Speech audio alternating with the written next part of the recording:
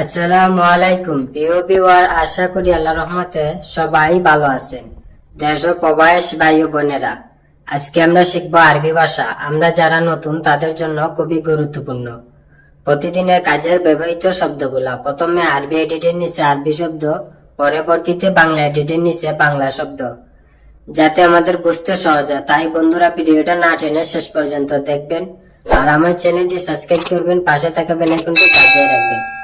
আমি আর বেশি কথা বলবো না, আরবি ভাষা শিখে শুরু করা যাক। আনা রাকিব জায়েজ গুরফা অর্থ হচ্ছে আমি রুম রেডি করে রাখবো। আমি রুম রেডি করে রাখবো আরবিতে বলে আনা রাকিব জায়েজ গুরফা।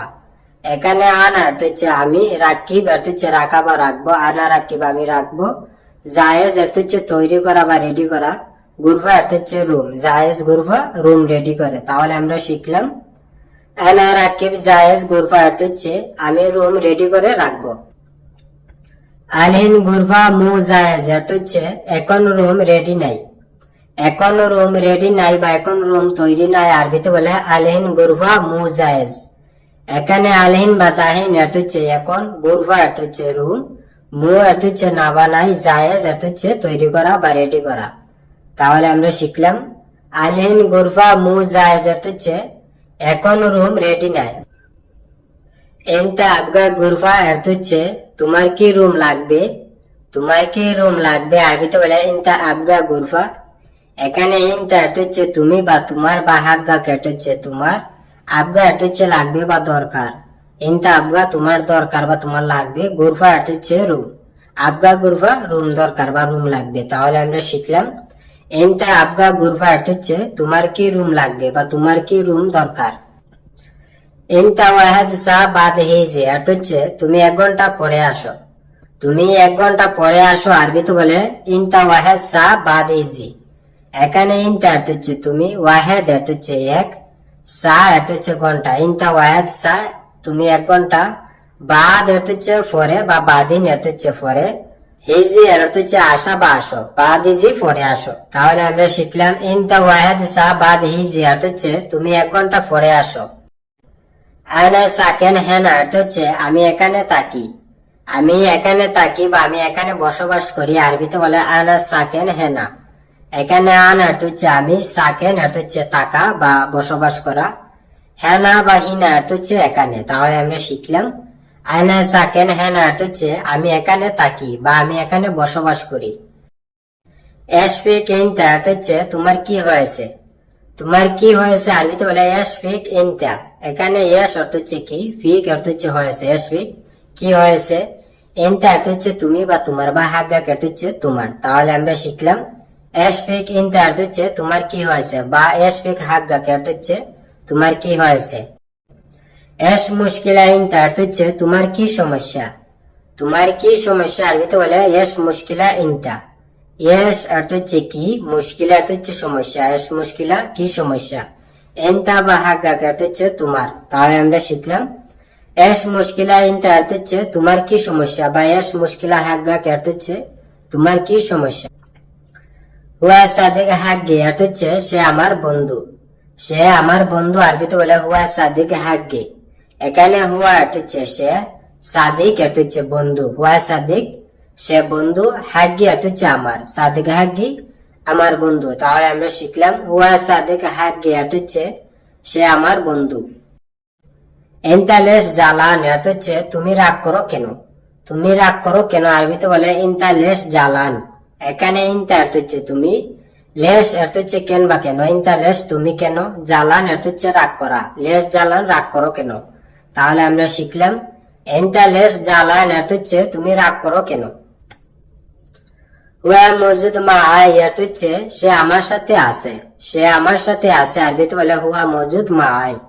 এখানে হুয়া অর্থ হচ্ছে সে, মজুদ অর্থ হচ্ছে আসি বা আছে, মা আয় অর্থ হচ্ছে সাথে, বা সাওয়া সাওয়া অর্থ হচ্ছে সাথে। তাহলে আমরা শিখলাম হুয়া মজুদ মা আয় অর্থ হচ্ছে সে আমার সাথে আছে, বা হুয়া মজুদ আনা সাওয়া সাওয়া অর্থ হচ্ছে সে আমার সাথে আছে। মাফি বিনজিল সাইয়ারা অর্থ হচ্ছে গাড়িতে পেট্রোল নাই।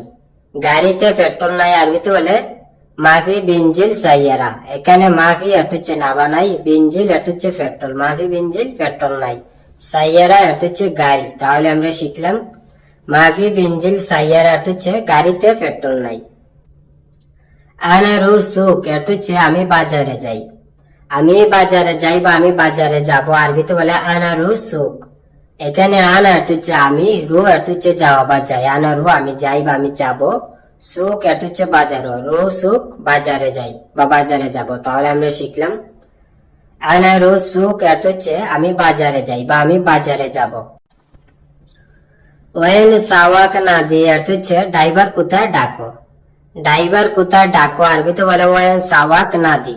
এখানে ওয়েন অর্থ হচ্ছে কোথায়, সাওয়াক বা সাহেক অর্থ হচ্ছে ড্রাইভার। ওয়েন সাহেক কোথায় ড্রাইভার, না দি অর্থ হচ্ছে টাকা। তাহলে আমরা শিখলাম ওয়েন সাওয়াক না দি অর্থ হচ্ছে ড্রাইভার কোথায় ডাকো।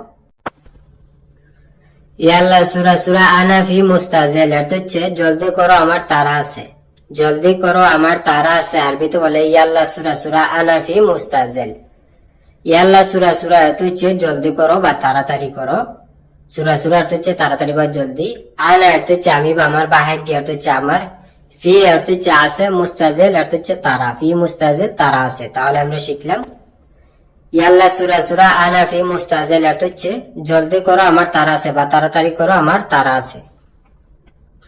আবগায়ের যা বেত সুরা সুরা অর্থ হচ্ছে তাড়াতাড়ি বাড়িতে ফিরতে হবে। তাড়াতাড়ি বাড়িতে ফিরতে হবে, আরবিতে বলে আবগায়ের যা বেত সুরা সুরা। এখানে আবগা অর্থ হচ্ছে লাগবে বা হবে বা দরকার, বা আবগা অর্থ হচ্ছে লাগবে বা হবে। এর যা অর্থ হচ্ছে ফিরত বা আসা, আবগা এর যা ফিরতে হবে। বেত অর্থ হচ্ছে বাড়ি, সুরা সুরা অর্থ হচ্ছে তাড়াতাড়ি। বেত সুরা সুরা তাড়াতাড়ি বাড়িতে। তাহলে আমরা শিখলাম আবগা এর যা বেত সুরা সুরা অর্থ হচ্ছে তাড়াতাড়ি বাড়িতে ফিরতে হবে। হুয়া ইজে আলহিন অর্থ হচ্ছে সে আসবে এখন। সে আসবে এখন, আরবিতে বলে হুয়া ইজে আলহিন। এখানে হুয়া অর্থ হচ্ছে সে, হিজে অর্থ হচ্ছে আসা বা আসবে। হুয়া ইজে সে আসবে, আলহিন বা তাহিন অর্থ হচ্ছে এখন। তাহলে আমরা শিখলাম হুয়া হিজে আলহিন অর্থ হচ্ছে সে আসবে এখন, বা হুয়া হিজে দাহিন অর্থ হচ্ছে সে আসবে এখন। ইনতা ইন্তেজার হেনা অর্থ হচ্ছে তুমি এখানে অপেক্ষা করো। তুমি এখানে অপেক্ষা করো, আরবিতে বলে ইনতা ইন্তেজার হেনা।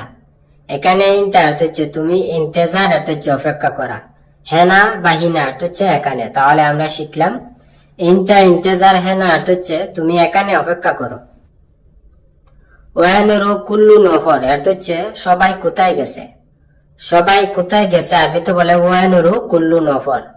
এখানে ওয়ান অর্থ হচ্ছে কোথায়, রু অর্থ হচ্ছে যাওয়া বা গেছে। ওয়ানুরু কোথায় গেছে, কুল্লু নফর, কুল্লু অর্থ সব, নফর অর্থ লোক। কুল্লু নফর সবাই বা সব লোক বা প্রতি লোক। তাহলে আমরা শিখলাম ওয়ানুরু কুল্লু নফর অর্থ হচ্ছে সবাই কোথায় গেছে বা সব লোক কোথায় গেছে। মাফি আহাদ হেনা অর্থ হচ্ছে এখানে কেউ নেই। এখানে কেউ নেই, আরবিতে বলে মাফি আহাদ হেনা। এখানে মাফি অর্থ হচ্ছে না বা নেই, আহাদ অর্থ হচ্ছে কেউ, নাম না জানা মানুষ। হেনা বা হিনা অর্থ হচ্ছে এখানে। তাহলে আমরা শিখলাম মাফি আহাদ হেনা অর্থ হচ্ছে এখানে কেউ নেই বা এখানে কেউ নাই। ইনতাফি আইয়ু শুগুল অর্থ হচ্ছে তোমার কোনো কাজ আছে। তোমার কোনো কাজ আছে, আরবিতে বলে ইনতাফি আইয়ু শুগুল। এখানে ইনতা অর্থ হচ্ছে তুমি বা তোমার, ফি অর্থ হচ্ছে আছে, ইনতাফি তোমার আছে, আইয়ু অর্থ হচ্ছে কোনো বা যে কোনো বা কোনটি, শুগুল অর্থ হচ্ছে কাজ, আইয়ু শুগুল কোনো কাজ। তাহলে আমরা শিখলাম ইনতাফি আইয়ু শুগুল অর্থ হচ্ছে তোমার কোনো কাজ আছে। বন্ধুরা, ভিডিও আজ এই পর্যন্তই শেষ করছি। দেখা হবে আবার নতুন কোনো ভিডিও নিয়ে। সবাই সুস্থ থাকেন, ভালো থাকেন। অবশ্যই আমার চ্যানেলটি সাবস্ক্রাইব করবেন, পাশে থাকা বেল আইকনটি বাজিয়ে রাখবেন। সবাই সুস্থ থাকেন, ভালো থাকেন। খুদা হাফেজ।